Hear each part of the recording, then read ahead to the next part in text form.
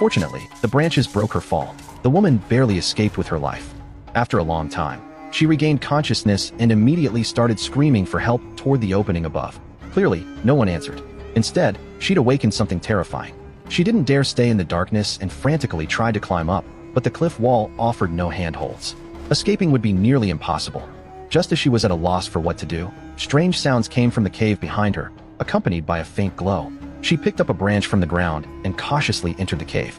But once inside, she discovered a bird engulfed in flames, fighting desperately for its life. She immediately smothered the flames with sand, but the poor creature still died. Just as she was about to bury it, a tremendous noise shattered the silence. A flock of birds consumed by flames came screaming out of the darkness. She watched in horror, not knowing what was happening, as the birds crashed everywhere, then fell dead to the ground. Give me strength, Mother. The sudden response made her break out in a cold sweat. That's when she realized something terrifying was hiding in the shadows.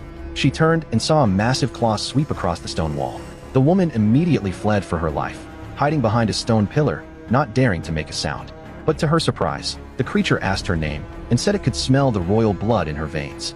This was a debt their ancestors owed that must be repaid with their descendants' lives. Only now did the woman understand why before the wedding, her palm had been cut to mingle her blood with the prince's.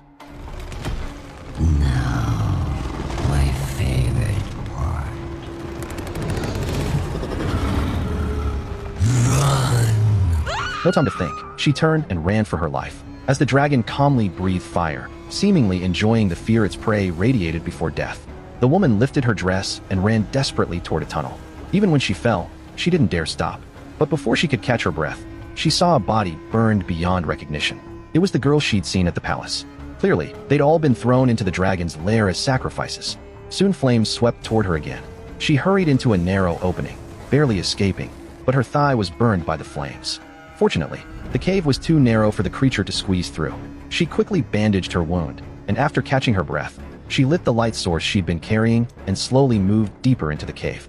Through sheer willpower, she pushed deeper, but the passage ahead grew narrower. Without warning, she pushed too hard and slid uncontrollably down a rocky chute. Fortunately, after a brief slide, she landed. Though she took a tumble, she wasn't seriously hurt. Her light source had burned out, so she could only feel her way through the darkness. Before long, a mysterious blue glow came into view. But to reach the other side, she had to cross a bottomless chasm. Thinking about how the royals had deceived her, the desire for revenge instantly gave her strength. After throwing away her wedding ring, she gathered her courage and leaped across the cliff.